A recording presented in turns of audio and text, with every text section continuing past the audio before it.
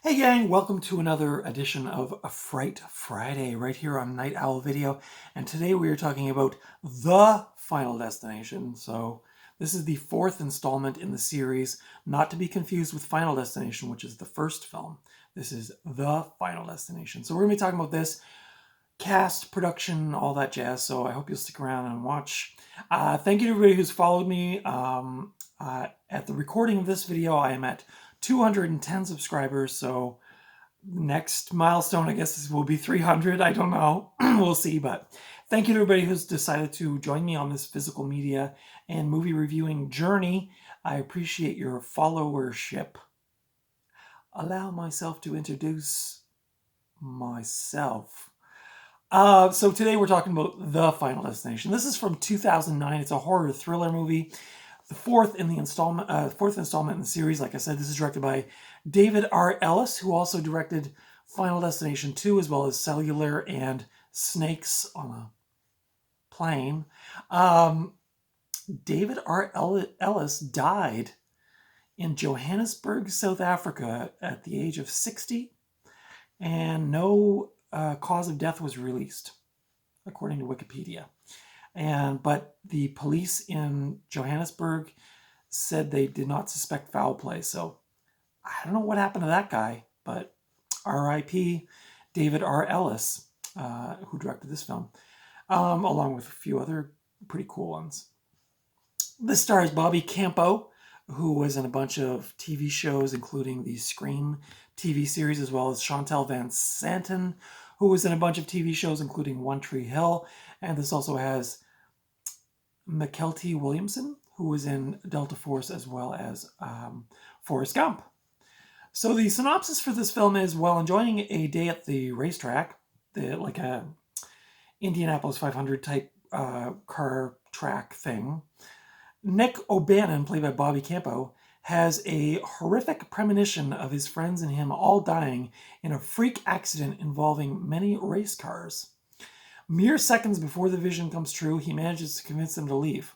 Although they cheat death, then the survivors each begin to meet a grisly end, and Nick tries to figure out a way to escape a similar fate. So this is nothing. If you've seen a Final Destination movie, there's nothing new here. I think to myself, I think, oh, this is the Final Destination with the racetrack in it. Or like the first one, oh, that's the Final Destination with the airplane in it.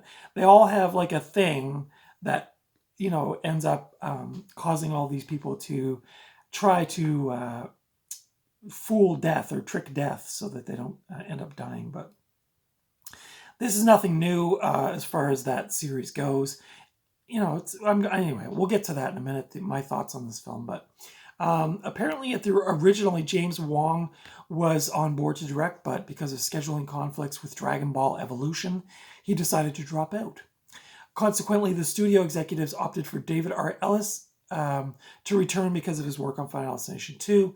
He accepted because of the 3D aspect. So I think, now you can correct me if I'm wrong, but I think the part 3 was they originally wanted to do in 3D, but they didn't end up doing that. And then this one was done in 3D.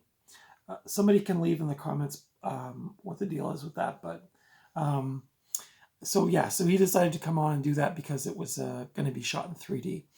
Although the shooting was all done in Vancouver, which was where the previous 3 films were shot, David R. Ellis convinced the producers to shoot in New Orleans. The opening crash sequence at McKinley Speedway was filmed at Mobile International Speedway in Irvington, Alabama. Filming began in March of 2008 and ended late May of the same year. Reshoots were done in April of 2009 at Universal Studios. The film was released in 3D as well as in conventional theaters on August 28th of 2009. It was originally planned for a August 14th release. Not sure what happened there, but probably a better movie was coming out on the 14th. The budget for this film was $40 million, and at the box office, it made a whopping $187 million. So these movies do quite well at the box office. Now, I don't know, I don't have the statistics for Part 5, nor have I seen Part 5, nor can I find Part 5 to date, but I'm on the hunt for that one. The Final Destination was initially scheduled for a DVD and Blu-ray release on December 22nd of 2009. The film was pushed back to January 5th of 2010 in the US. Both the DVD and Blu-ray included 2 pairs of 3D glasses with each set and featured a 2D version of the disc along with additional scenes. On the Blu-ray disc version, apparently there are 2 alternate endings, a making of featurette about the deaths, storyboard visualizations, and a preview for the incredibly crappy Nightmare on Elm Street 2010 remake or reboot, or whatever you want to call it. So, I don't know. This movie was not received well. It currently holds a 27% on Rotten Tomatoes. But you see, this is why I don't really go by Rotten Tomatoes, because half the time when I'm thrifting for these movies and I look them up just to see, I'm just curious, like, was this movie well received or not? Like, this movie got a 27%, but I still watched it and I still enjoyed it. So you can't always go by these statistics, but a lot of the critics disliked the film.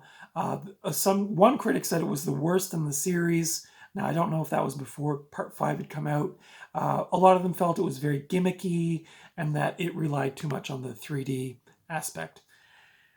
So my thoughts on this film, not my favorite thing. I would give this a 3.5 out of 5.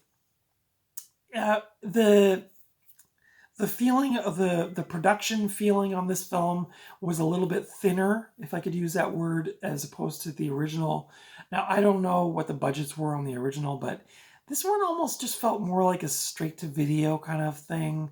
The CGI was kind of lame at times, like especially the opening scene with the cars crashing and body parts flying, and it's supposed to be in 3D. Obviously, this is not a 3D version. It was, it was kind of bad.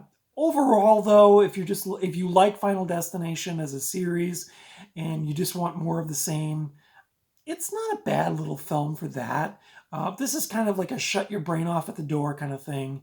And I don't know. I think I might have seen this in the theater. I'm trying to remember. My brain is getting a little foggy as I get older, but this edition, like I said, is not in 3D. The only special features are additional scenes. It's a pretty bare bones. The disc art's not terrible, I guess.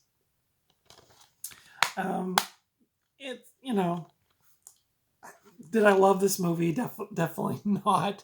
I don't know. I would probably revisit this if I was going to do like a Final Destination marathon.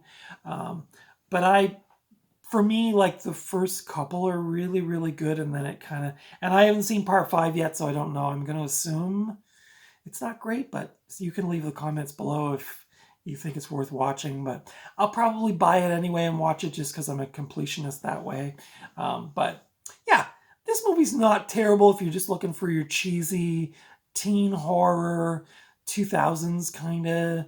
It's very, it follows in line with the other ones. There's nothing new here except for, I guess, the 3D, but you don't get 3D on this disc, so it did not come with glasses or anything like that. So this is your 2D version.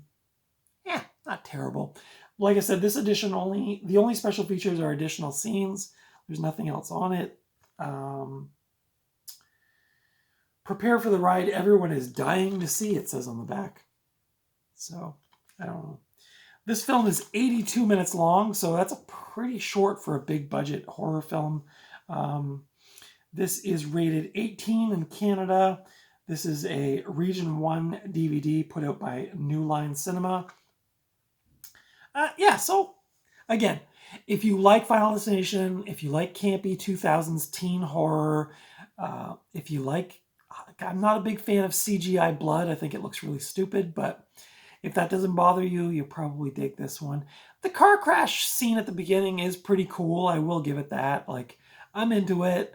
And then again, like, it's just the same where they're trying to cheat death through the rest of the movie. So let me know your thoughts on this film. Did you see this? Where would you rank this in the trilogy? I did recently rewatch the first 3, but again, I really can't remember Part 3 all that well. The first 2 I remember enjoying quite a bit, especially the first one. I remember Ellie Larder, I think, is in the first 1 or 2. Yeah, she comes back for the second one, and I really like her in this movie. In these movies, I really like her as an actor. But yeah. So let me know your thoughts on this film in the comments below. If you like this review, consider giving me the thumbs up. Consider subscribing if you haven't already. Follow me over on Instagram at Night Owl Video. And until next time, I will see you at the video store or the thrift store or, just out and about somewhere. Maybe dodging, being hit by a bus or something. So maybe, I got to figure this plan. I got to cheat death, so I got to figure it out. So anyway, until then, take good care of yourself. Wouldn't that suck if I got hit by a bus tomorrow? I hope that doesn't happen. Anyway, earlier in the week, I did review this film as well. It came from Beneath the Sea, and I do have a very tiny thrifting haul video on Wednesday, so make sure you check those out. And again, thank you to all my new subscribers. At the recording of this video, I think I mentioned I'm up to 210, which is amazing. So thank you again to everybody who's following along. Anyway, until next time, take good care of yourselves. Peace and goodbye.